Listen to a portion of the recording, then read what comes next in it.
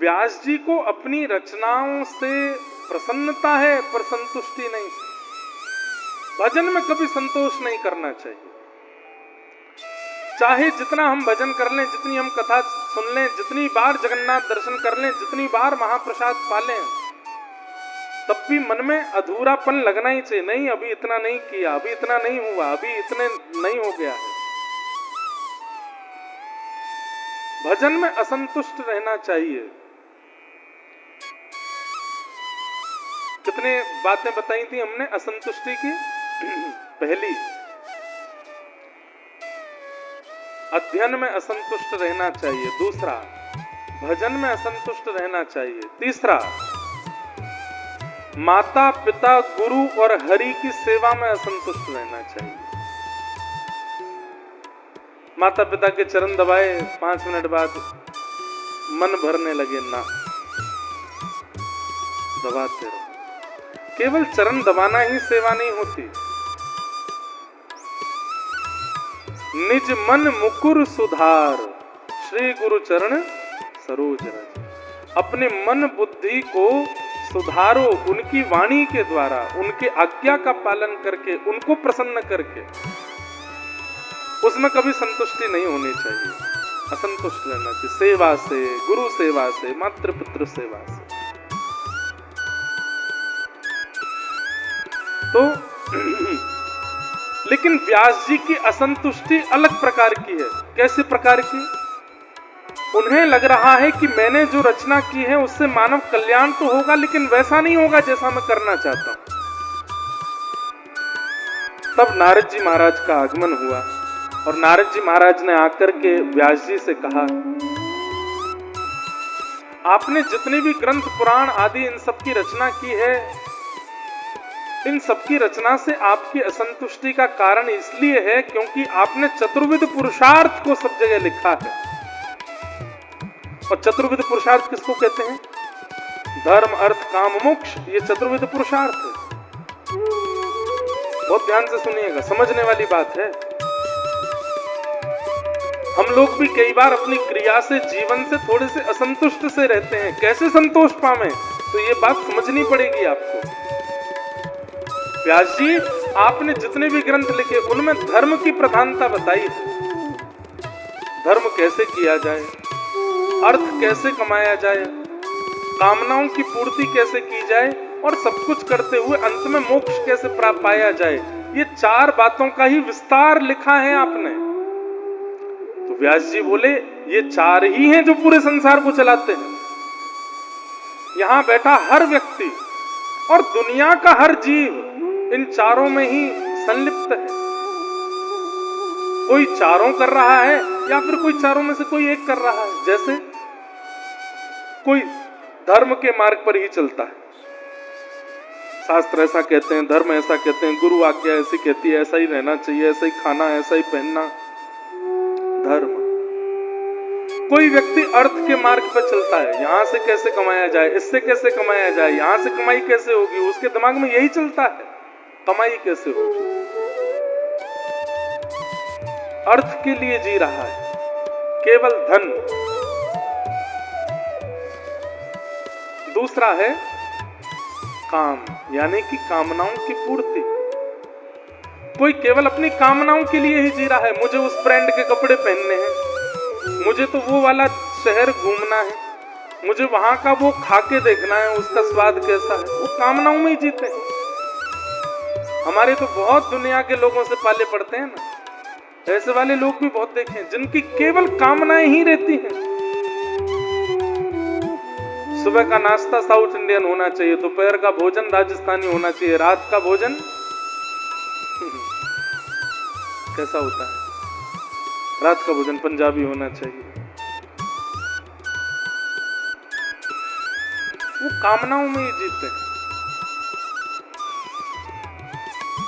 ये तो वो बातें हैं जो मैं बोल सकता हूँ। कामनाएं तो बहुत भयंकर भी होती हैं लोगों की। ऐसी ऐसी कामनाएं भगवान श्री कृष्ण गीता में कहते हैं, ध्यायतो विषयाम पुंसः संगस्तेषुपजायते संजात संजायते कामः कामः क्रोधो विजायते क्रोधात् भवति सम्मोहः सम्मोहात् स्मृति विभ्रम स्मृति भ्रंशात् बुद्धि नाशो बुद्धि नाशात् प्रणश्यति।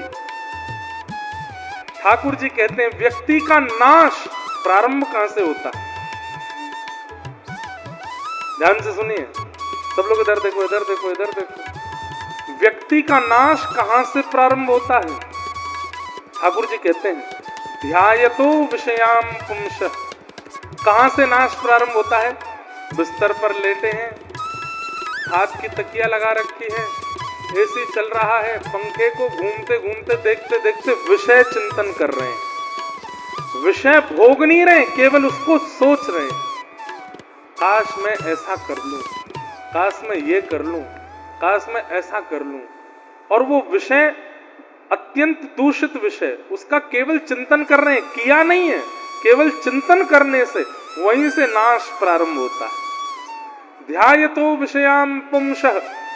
और जैसे ही व्यक्ति उस विषय का चिंतन करता है, वो चिंतन ही उसको एक दिन उसका संग करा देता है। मतलब जिसका आपने चिंतन किया था, एक दिन आप कर बैठोगे।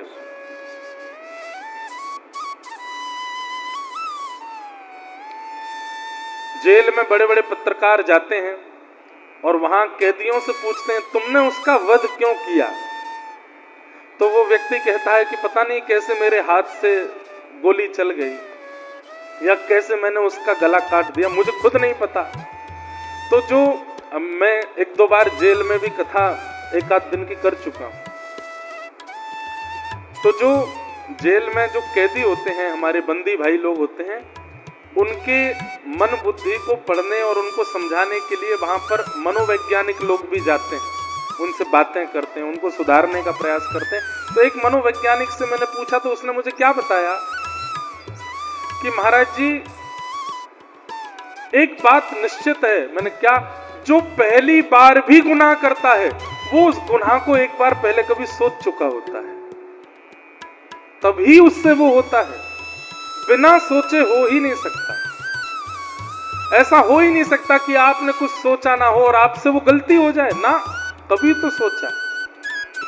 ठाकुर जी स्पष्ट गीता में कहते हैं ध्यायतो विषयाम पुंसः। एक बार आपने उसको सोचा है और वही आपके मन में रह जाता है। अब सावधान रहना, कभी भी वो काम हो सकता है आपसे। संगस्तेषु उपजायते संजात संजायते कामः कामः क्रोधो विजायते। फिर वही जो आपने सोचा था, जिस दिन आप कर बैठोगे, उसके करने से क्या होगा? आपके चित्त में काम प्रकट हो जाएगा। और काम अकेला नहीं आता है, काम का एक जिगरी दोस्त है। कौन? क्रोध साथ में आता है उसके। अगर किसी व्यक्ति का भयंकर क्रोध, अच्छा दो रूप हैं, प्रकट रूप है क्रोध, अप्रकट रूप है काम। बहुत ध्यान से सुनना। काम किसी के अंदर है, वो दिखाता थोड़ी है, साधु से दिखेगा, बिल्कुल सीधा सा दिखेगा। लेकिन यदि उसके अंदर क्रोध दिखाई दे रहा है तो यह बात निश्चित है कि उसमें काम भी है। कामात् क्रोधो विजायते और क्रोधात् भवति सम्मोह। क्रोध से सम्मोह जन्म लेगा, मोह जन्म लेगा। सम्मोहात् स्मृति विभ्रम। सम्मोह से स्मृति भ्रमित हो जाती है और स्मृति भ्रंशात् बुद्धि नाशो। स्मृति भ्रम होती बुद्धि नष्ट हो जाती है। बुद्धि नाशात् प्रणश्यति। बुद्धि के नष्ट होते ही उसका पतन हो जाता है। पूरे स्टेप बता दिए ठाकुर जी ने। प्रारंभ कहां से हुआ? ध्यायतो, सोचने से। इसलिए हमारे यहां आज्ञा क्या करते हैं? ध्यान करो किसका? श्री कृष्ण का। ध्यान करो किनका? जगन्नाथ का। ध्यान करो किनका? महाप्रभु जी का। ध्यान करो किनका? किशोरी जी का। क्यों? क्योंकि ध्यान में यदि वे ही बने रहेंगे तो वे रह करके अन्य किसी विकार को आने नहीं देंगे, और विकार नहीं आएगा तो कभी आपका नाश नहीं होगा। इसलिए नित्य ठाकुर जी का स्मरण करते रहो, स्मरण करते रहो। एक बार ठाकुर जी गैया चरा करके आए और आए करके नंद भवन के आंगन में आए के बैठ गए। यशोदा मैया ने कही, अरे लाला कहा बात है, आज तेरो मुखमंडल इतनो प्रसन्न काई कुनाए दिख रो। तो ठाकुर जी बोले मैया मेरो एक नयो नयो सखा बनो है। बोले अच्छा। तो मैया वो सखा में जैसे ही वन में जाऊं मेरो हाथ पकड़ ले और हाथ पकड़ के फिर छोड़े ही ना है। मैया बोली क्यों ना छोड़े? बोले यूं के लाला तुम तो दूर मत जाए कर, पूरे दिन मेरो हाथ पकड़ के रहे। मैया मेरो हाथ दुख गयो और जब मैं वहां से हाथ छुड़ाए के लौट के आऊं तो रोन लगे, जोर जोर से रोवे। मैया बोली तो फिर लाला क्या करूं? बोले मैया तू कैसे मेरो बात पीछे छुड़ा। मैया बोली कैसे पीछे छूटेगा तू ही बता, ब्रजभाषा समझ रहे हैं ना। तो ठाकुर जी बोले मैया तू एक काम कर, मेरा एक चित्र बनवाए दे, तू मेरा एक चित्र बनवाए दे, वाकू चित्र दे दूंगा, पूरे दिन मेरो चित्र देखते रहेगो। मैया बोली लाला बात तो तेने बड़े पते की कही, तू भी गैया चरावे जावे तो मेरो मन भी ना लगे, मैं भी तेरो चित्र ही देखती रहूंगी, एक चित्र बनवाऊं। एक गोपी को बुलाए करके मैया ने कही अरे कोई चित्र बनावे वारो है हमारे ब्रज में? तो गोपी ने कही मैया बनावे वारो तो ना है, लेकिन एक बनावे वारी है। कौन? चित्रा सखी। बरसाने के पास में रे किशोरी जी की एक सखी, वाको नाम है चित्रा, वो चित्र बनावे। लेकिन मैया वाको तो नियम है पुरुषन को देखे ही ना है। मैया बोली पुरुष थोड़ी देखनो है, मेरो लाला देखनो है, जाकू देखवे के काजी सब तरस है, तू एक बार बात करके आ। गोपी गई और चित्रा सखी के पास जाके बोली आपको एक चित्र बनाना है। कौन को? बोले नंद जी के लाला को। चित्रा सखी बोली मैं पुरुषों को देखती नहीं हूं। तो वो सखी कहती है तेरे कितने बड़े सौभाग्य, जिनको देखवे के काजे हम उल्हाने बनावे, बहाने बनावे, तब भी हमको इतनी देर तक देखवे को नहीं मिले। अरे तेरी जगह हम होते ना, लपक के पहुंच जाते यशोदा मैया के यहाँ और बैठे बैठे भले ही चित्र 5 दिन में बनवे वार हो, 5 महीना तक नहीं बनाते। क्यों? 5 महीना तक कृष्ण देखवे को मिलेगा।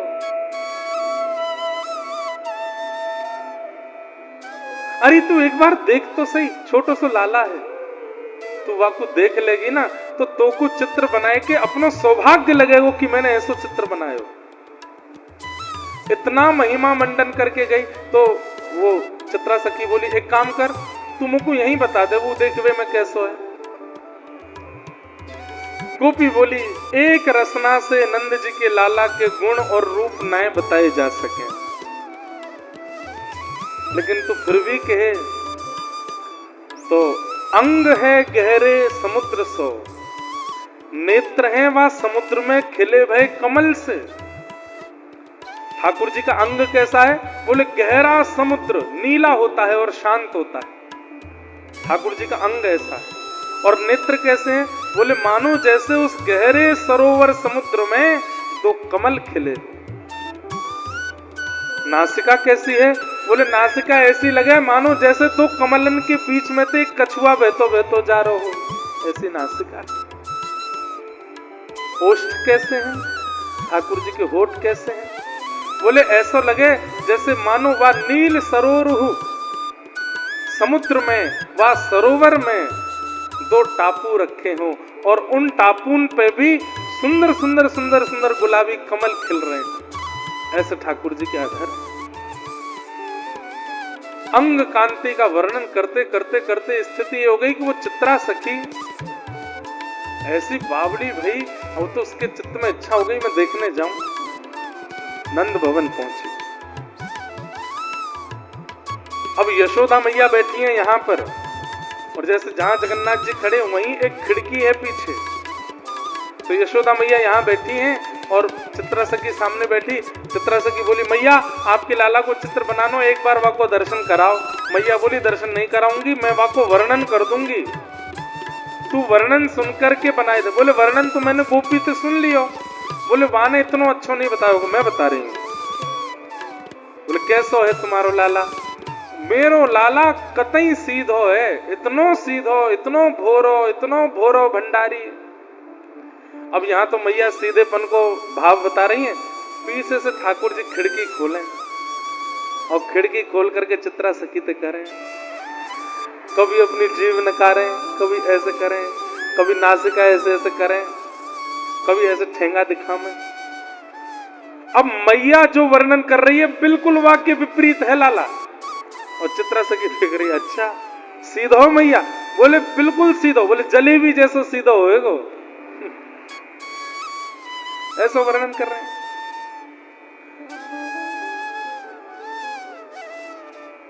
मैया के मेरो लाला तो पीरी पीताम्बरी पहने, इतने में ठाकुर जी नीले वस्त्र पहन करके आ जा, मैं खिड़की खोल करके नीली पीताम्बरी में आनंद करने लगे। अच्छा मैया नीली पीताम्बरी पहने? बोले हाँ, नीलांबर धारण करे, पीताम्बर धारण करे। इतना ऊधम मचा में ठाकुर जी कभी कभी तो वस्त्र ही उतार के बिल्कुल नितंग खड़े रह जाएं खिड़की पे। चित्रा सखी वा स्वरूप को दर्शन करके इतनी आनंदित है रही है। अब तो वाकई स्थिति ऐसी है गई, अब वो जहां देखती है वहीं ठाकुर जी दिखाई देते हैं। आगे कृष्ण पाछे कृष्ण, इत कृष्ण उत कृष्ण, जित देखूं कृष्ण माई रे। आगे कृष्ण पाछे। लीला तो लंबी है, पर बात क्या स्पष्ट करनी है कि जिसका आप चिंतन करते हो वो चिंतन से एक दिन क्रिया में आ जाएगा। इसलिए चिंतन हरि का करो, चिंतन कृष्ण का करो, चिंतन इन लीलाओं का करो, चिंतन जगन्नाथ जी का करो। खाली बैठे हो कुछ और मत सोचिए, बस इनके रूप का ही दर्शन, रूप का ही चिंतन करते रहो। ये चिंतन करते करते करते करते करते कभी नाश नहीं होने देंगे आपका, अगर ये आपके चिंतन में, ये आपके ध्यान में है तो। इसलिए नाम रूप लीला धाम, ठाकुर जी के नाम का गान करते रहो, लीलाएं सुनते रहो,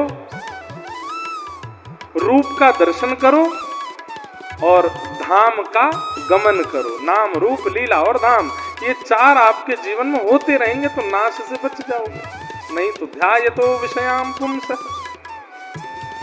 एक दिन बुद्धि नाशात प्रणश्यति, पतन हो जाएगा। ध्यान में कुछ विकार मत आने दो।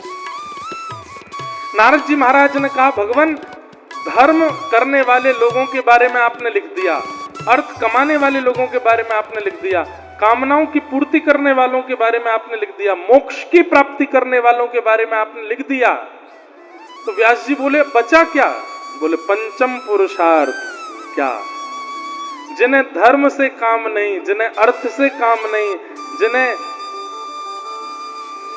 कामनाओं से काम नहीं और जिन्हें मोक्ष की भी कामना नहीं, वो पंचम पुरुषार्थ के मार्गी। पंचम पुरुषार्थ क्या है? बोले प्रेम। आपने प्रेम के बारे में कहीं नहीं लिखा, इसलिए आपका मन अशांत है। व्यास जी, आपने भगवान को पुरुषोत्तम बता दिया, आपने भगवान को भगवान दिखा दिया, आपने भगवान का पौरुष दिखा दिया, उनका बल दिखा दिया, उनकी योग्यताएं बता दी, लेकिन उन भगवान का प्रेम नहीं बताया, इसलिए आपका मन असंतुष्ट है। अरे वो परमात्मा है, वो भगवान है, लेकिन वो ब्रजवासियों के लिए कैसे प्रेमी हो जाते हैं, ये आपने कहीं नहीं लिखा, इसलिए आपका मन शांत है।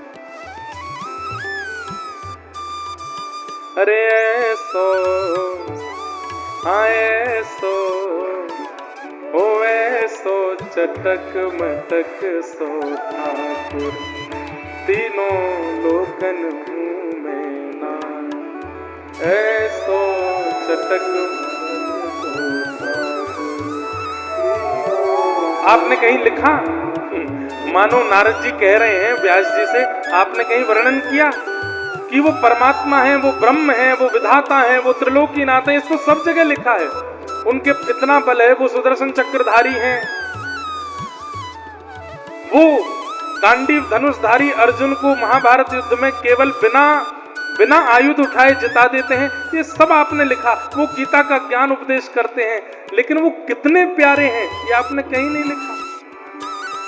जगन्नाथपुरी में आ गए, इतने बड़े मंदिर में आके विराजमान हो गए, जगतपति बन गए, जगन्नाथ बन गए, नीलाद्रीनाथ बन गए, लेकिन एक दिन माधव दास जी से मुंह बना करके कहते मेरे मन ना है लग रो। माधव दास जी बोले क्या हुआ? जगन्नाथ तो बन गए पर चोरी नहीं हो रही है, यहाँ पे मन नहीं लग रहा, चोरी करनी।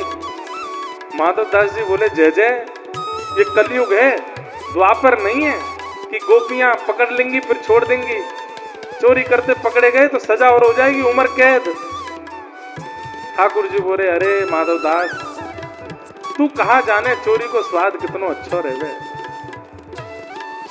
मुझको चोरी, अरे आपको आवश्यकता क्या है, सब कुछ तो है, क्या चुराना है आपको।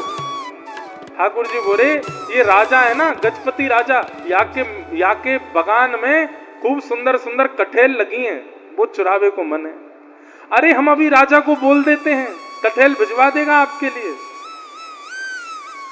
ठाकुर जी बोले एक काम कर, तू राजा से एक कठेल मंगवा, आज साग बनाए के पामेंगे और कल हम चोरी करके आवेंगे, वाह कठेल को साग बनाए के पामेंगे। तू खुद बताइयो स्वाद ज्यादा कौन से में आए। बना करके कठेल पाया। ठाकुर जी खूब प्रेम से कठेल पाते हैं जगन्नाथ महाप्रभु।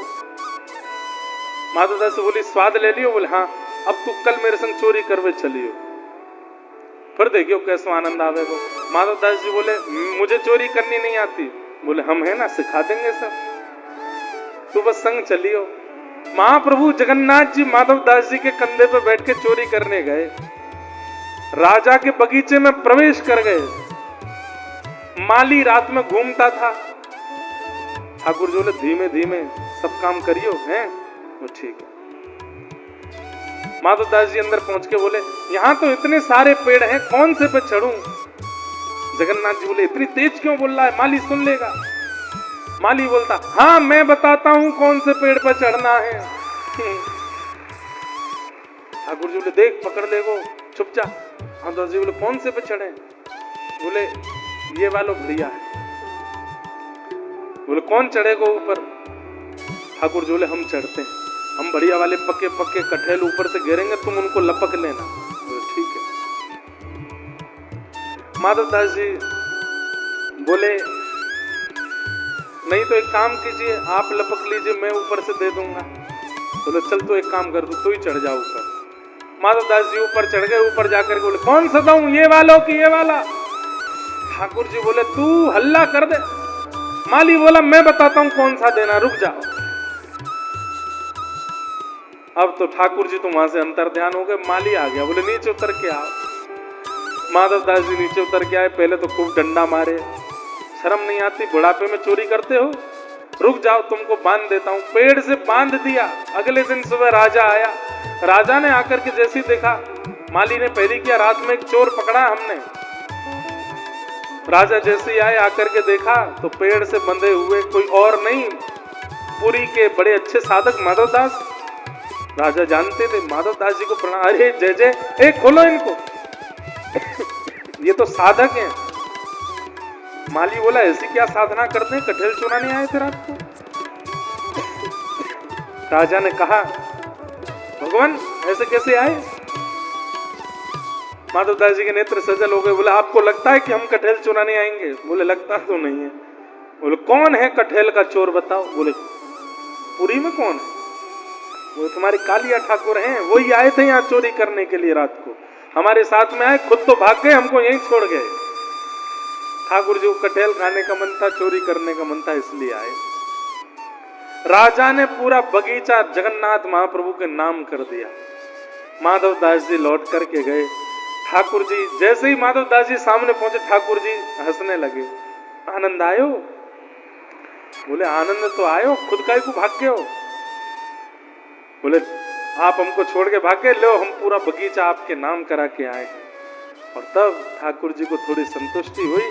लेकिन ठाकुर जी माधव दास जी से बोले चोरी भई नहीं और आज तक हुई नहीं है, काऊ दिना ये करवे जामेंगे, जरूर करेंगे। ठाकुर जी ऐसे चटक मटक। तो नारद जी महाराज यही समझा रहे हैं व्यास जी को कि आपने परमात्मा के परमात्मा तत्व को तो बताया, लेकिन वो परमात्मा प्रेमी कितने हैं, वो भावुक कितने हैं, वो सरल कितने हैं, वो सहज कितने हैं, ये आपने कहीं वर्णन नहीं किया, इसलिए आपका मन अशांत है। बोले अब क्या करूं। बोले आप एक ऐसी लीलाएं लिखो, ऐसे ग्रंथ की रचना करो जिसमें भगवान का गुण बताया गया हो, स्वभाव बताया गया हो, जिसे सुनने के बाद व्यक्ति भयभीत ना हो कि ये भगवान है, जिसे सुनने के बाद ठाकुर जी से प्रेम हो जाए, ऐसी कोई रचना करो। तब व्यास जी महाराज ने नारद जी की बात सुन करके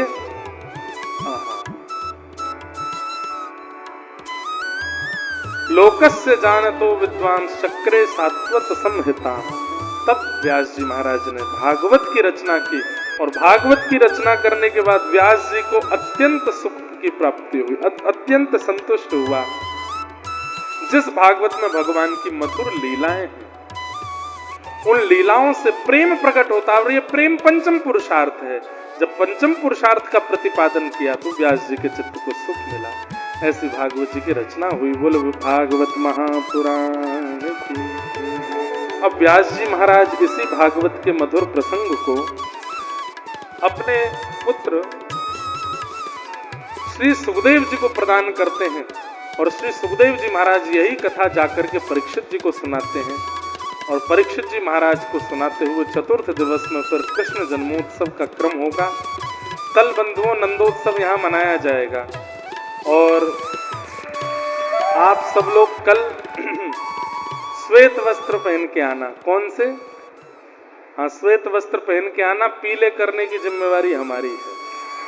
आप सब लोग कल खूब प्रेम और भाव से श्वेत वस्त्र पहन के आना। कल दधी काना होगा, यहाँ पे ठाकुर जी का मधुर उत्सव होगा। खूब बधाई लुटाई जाएंगी। महंगे आभूषण आदि पहन के नहीं आना, छोटे बच्चों का ध्यान रखना। और कल आप लोगों के बीच हम भी उतर करके उत्सव मनाएंगे, खूब आनंद करेंगे। अरे महाप्रभु जगन्नाथ जी के सन्मुख उत्सव मनाने का अवसर मिलेगा, इससे बड़ा सुख क्या हो सकता है। तो कल खूब आनंद करने वाले हैं।